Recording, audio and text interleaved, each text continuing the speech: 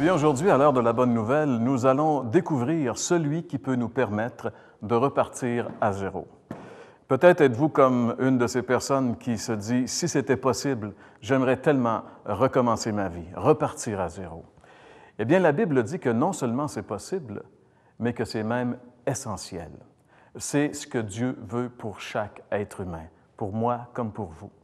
Et la preuve, nous pouvons la retrouver dans ce passage de l'Évangile selon Jean, chapitre 3, qui nous parle d'une rencontre que Jésus a eue de nuit avec un personnage très important d'Israël de l'époque. La Bible dit que ce personnage était un pharisien. Donc, au départ, elle nous dit que c'était un homme sérieux dans sa religion. Mais elle dit aussi que c'était un docteur d'Israël, donc un théologien, un homme qui enseignait les autres.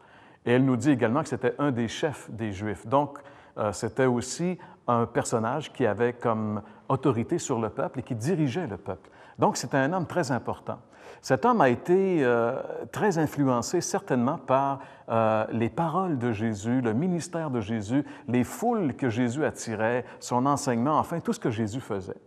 Mais comme il était chef des Juifs et que Jésus gagnait beaucoup de popularité dans le peuple et que Jésus remettait en question l'autorité religieuse, on peut comprendre que Nicodème ait décidé de venir voir Jésus de nuit plutôt que de jour afin de ne pas trop se faire voir par les gens. Donc, il est venu voir Jésus cette nuit-là et il dit à Jésus, « Maître, nous savons que tu es un docteur venu de Dieu car personne ne peut faire les miracles que tu fais si Dieu n'est pas avec lui. » Alors, Nicodème avait reconnu que la puissance du ministère de Jésus ne pouvait pas venir d'ailleurs que de Dieu.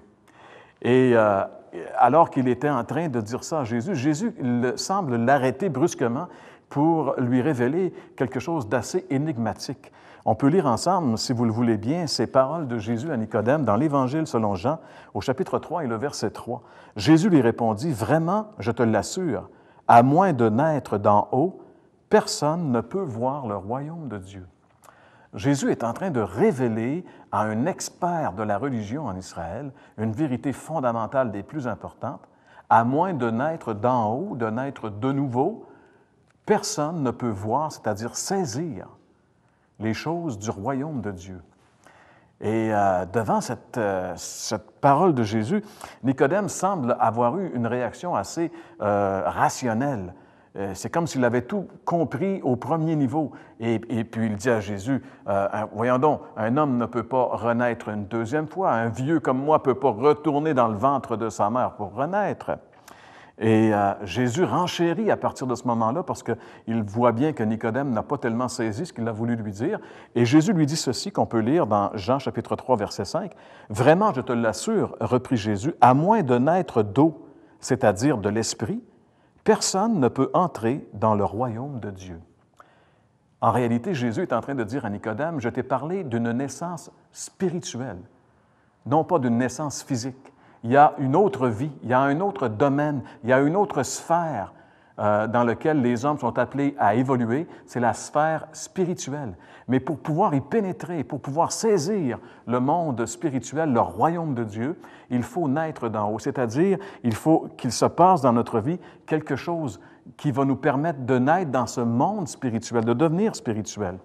Et Nicodème, jusque-là, avait commencé à comprendre qu'il lui manquait quelque chose, malgré qu'il avait une religion, malgré qu'il était un théologien, malgré qu'il était un homme moral, un homme exemplaire, il lui manquait quelque chose d'essentiel pour entrer dans le royaume de Dieu. Il lui manquait la vie spirituelle, la nouvelle naissance. Et à ce moment-là, il a dit à Jésus, comment cela peut-il arriver? Et pour lui expliquer de façon à ce qu'il comprenne bien, Jésus s'est inspiré d'une histoire qu'il devait très, très bien connaître, une histoire qui s'est passée dans l'Ancien Testament, à l'époque où le peuple de Dieu, le peuple juif, était en captivité en Égypte. Ils sont, on le sait très bien, sortis sous la conduite de Moïse à travers les plaies d'Égypte. Le Pharaon a laissé aller son peuple, ils sont entrés dans le désert. Mais quelque temps après être dans le désert, ce même peuple qui avait crié à Dieu de les faire sortir de là, se plaignait et n'arrêtait pas de se lamenter de son sort et même regrettait d'être sorti d'Égypte. Et devant ces murmures, Dieu n'a pu faire autrement que d'envoyer des serpents venimeux qui, lorsqu'ils mordaient les gens, ces gens-là devaient mourir dans les heures qui suivaient. Et la plaie s'étendait tellement que finalement, si ça continuait, tous les Israélites qui étaient dans le désert allaient mourir. Alors, ils sont venus voir Moïse et ils ont dit, « Prie Dieu qu'il nous donne un remède, sinon on va tous mourir. » Et Moïse a prié Dieu, et puis le Seigneur lui a dit, « Tu vas te faire un serpent en bronze, tu vas le mettre sur une perche et tu vas élever cette perche au milieu du camp, de façon à ce que chaque Israélite qui est mordu puisse le voir, et s'il le voit, il va être guéri instantanément. » C'était le remède de Dieu pour la situation. Peut-être ça nous paraît illogique, et peut-être même que pour un Israélite de l'époque, ça pouvait paraître illogique, mais lorsque Dieu nous dit des choses, ce n'est pas la logique qui compte, c'est la foi. C'est-à-dire, il faut faire confiance en ce que Dieu nous révèle. Et Dieu avait révélé que le moyen d'être sauvé de la morsure mortelle du serpent dans le désert, c'était de se tourner vers le serpent en bronze qui était élevé au milieu du camp dans le désert. Et des milliers de Juifs ont eu la vie sauve parce qu'ils ont simplement fait ce que Dieu leur avait demandé de faire.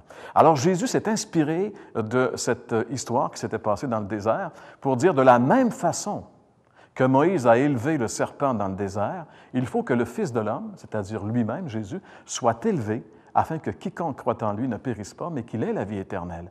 Donc, Jésus a mentionné, a révélé que la façon de naître de nouveau, c'était simplement de se tourner vers ce qu'il allait faire à la croix et de mettre toute notre confiance en lui. Et quand on le fait, un miracle se produit, c'est-à-dire le Saint-Esprit de Dieu vient habiter la personne et lui donne une vie nouvelle.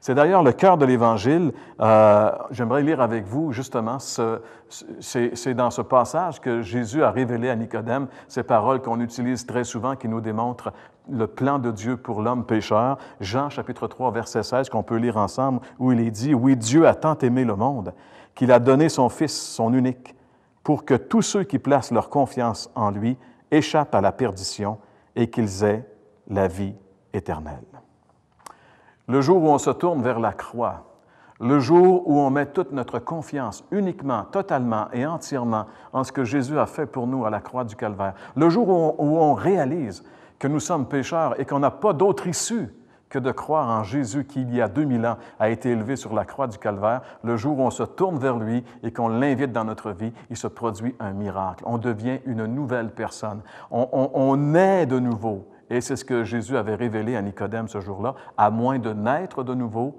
à moins de naître d'en haut, il est impossible à l'homme ni de voir, ni d'entrer dans le royaume de Dieu. Mais ce jour-là, c'est merveilleux parce qu'à partir de ce jour-là, on peut commencer une vie nouvelle. On peut commencer la vraie vie, la vie avec Dieu. C'est ce que Dieu avait pour nous. Et pendant toutes ces années, on a cru vraiment saisir le bonheur, mais on l'a perdu parce qu'on a suivi notre propre chemin. Mais le jour où vraiment on s'arrête et on prend le chemin que Dieu veut nous donner, ce jour-là, on commence une vie nouvelle. Oui, c'est possible de recommencer notre vie, de repartir à zéro. C'est possible. Mais si on veut vraiment repartir, il faut repartir du bon pied. Et la seule façon de le faire, c'est de reconnaître que jusqu'à maintenant, on a échoué finalement et de venir au pied de la croix et de voir sur la croix le Seigneur Jésus porter nos péchés, faire expiation pour nous. Le seul qui pouvait expier nos péchés, c'est lui, il l'a fait, et de réaliser que c'est pour moi personnellement qu'il est en train de mourir, de reconnaître que je suis responsable de sa mort sur la croix, de l'inviter comme mon sauveur. Et si je le fais ce jour-là, je nais de nouveau. Donc, c'est possible pour vous maintenant de naître de nouveau. Vous n'avez qu'à inviter Jésus, à lui dire, « Seigneur Jésus, je reconnais que ce sont mes péchés qui t'ont fait souffrir et qui t'ont fait mourir sur la croix. Seigneur, je te demande pardon et je t'invite maintenant, viens dans ma vie, pardonne mes péchés et fais-moi vivre une vie nouvelle. Je veux commencer aujourd'hui avec toi cette nouvelle vie. » Si vous faites cette prière sincèrement, si vous croyez en lui, vous allez recommencer à zéro.